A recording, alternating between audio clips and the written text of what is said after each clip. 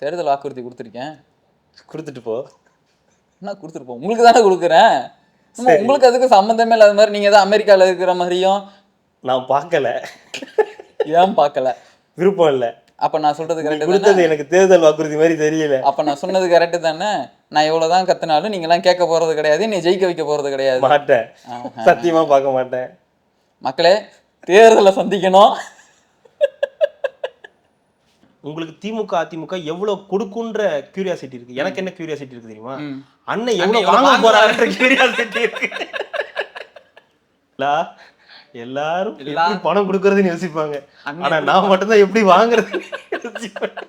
எல்லா கட்சியும் கொடுக்கறத பத்தி யோசிப்பாங்க. நடக்காதுன்றேன். ஆனா ஒருத்த மட்டும்தான் யோசிச்சான் அந்த காசெல்லாம் எப்படி வாங்குறதுன்ற மாதிரி. ஒரு ஜீன்ஸ் பேண்ட் தயாரிக்கிறதுக்கு வந்து எத்தனை லிட்டர் தண்ணி தேவைப்படுமா அப்படின்னு கேட்டாரு. நீங்க என்ன பேண்ட் போட்டுட்டு வரீங்க?